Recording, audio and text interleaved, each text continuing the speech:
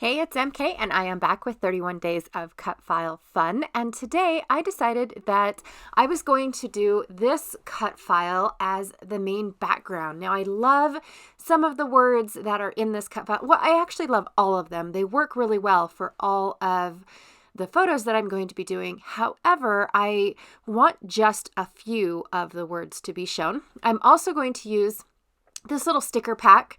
And then this one here from Pretty Little Studio, Document Life. It's got a couple of words going on. I don't know which one I'm going to be using just yet.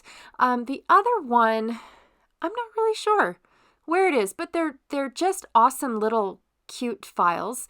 I also have these two scraps left over from a Heidi Swap paper pack that I ripped off the actual element, like the decorative piece of it. So I have these scraps left, but I plan on using, one of them is just a template.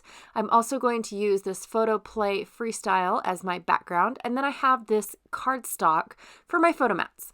So the first thing I'm going to do is use this green piece as just a template. Now,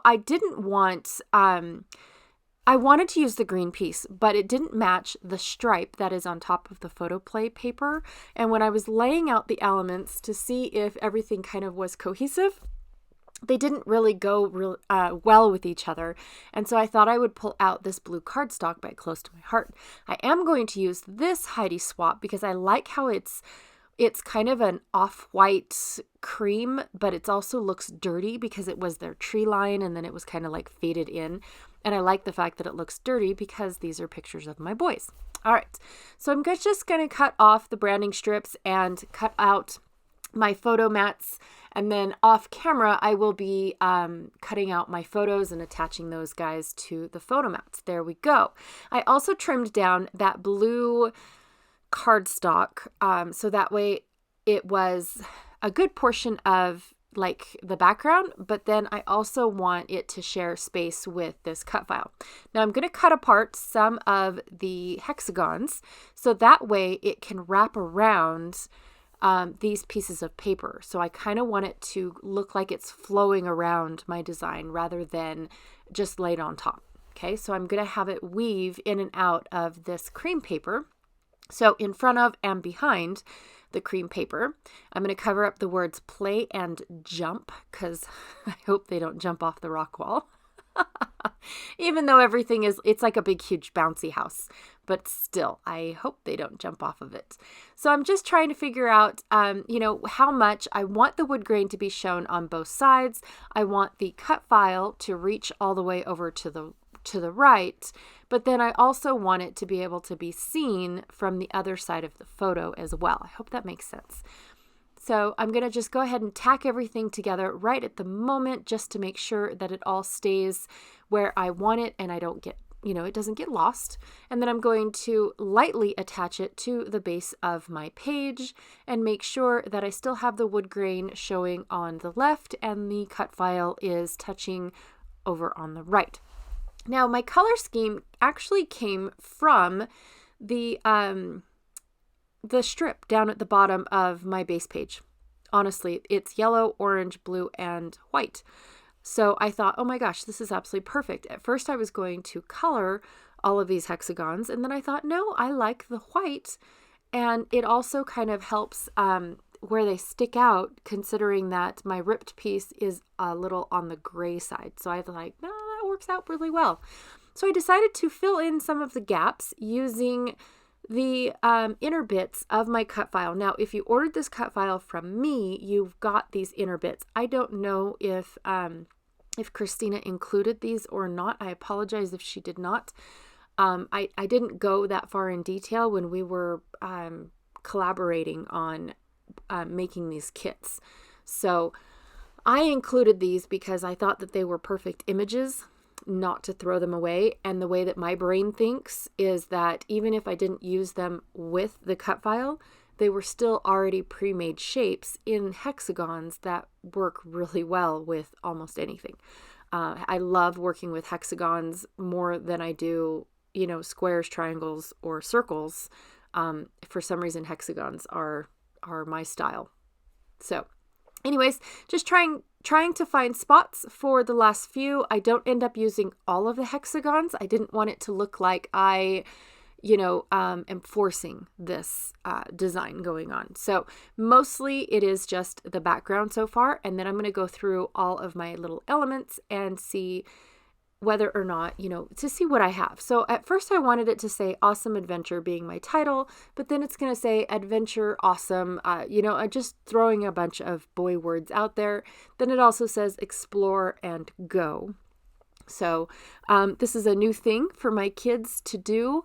They've never climbed a rock wall before, and so I thought that it would be, I thought the word explore worked out really well because they're exploring new things. They're trying out, new little things. So I'm going to go through this sticker sheet, and I thought that it had more color than it did icons. I don't like icons, you guys. I like them, but I don't like them. So my thing is that icons are very specific, and I don't like throwing a dog head on a rock wall layout. I'm sorry. That's just me. I don't want to use it up because it's there. I don't want to, randomly throw a llama on a page just because it's in a paper pack. It's not my style. It's not my thing. I don't do that kind of thing. And so when I first pulled out this pack, all I saw was the icons on the front, which I thought were very boyish and had a lot of like boy icons. And when I opened it and realized that it wasn't really what I was looking for, I had to go into my stash and pull out my label bin. And so in my label bin, I have a bunch of these stickers right here. Sticker books, I should say. This one happens to be a Vicky Boutin one that was purchased for me that I picked up at a retreat because that was back in the day when everybody was like, oh, look at this, sticker books. And I had no clue of how to even get them. And so this one was picked up for me. And I thought, oh, that was very nice because I get to check it out. Well, it's kind of like a planner book. It's more made for those that decorate their planners. These stickers are very uber thin, so that way it doesn't add bulk to your planner, which I get that. But some of the images are just not me. And so what I do is I try to make them work for what I have, like these little labels with the little butterfly on them. So I'm going to just flip them upside down and tuck the butterfly and pretend that it's not there, but I still have a couple labels to help me build a layer. So I make my stuff, I make it kind of work for me without, being completely random, I guess is what I'm trying to say, without it making not a whole lot of sense. Now this layout does end up being very wordy. It does have a lot of sayings and whatnot because out of the little sticker book, I picked out some tiny words. I don't remember exactly what they say, but I do say that, or I do know that some of them are just like, life is good. That's my boy. Trust me, I do this all the time. Things like that. It's just, those types of words. And then I figured that it actually goes considering there's not really a title anywhere. So, and I wanted to make sure that I had a good collection of color as well.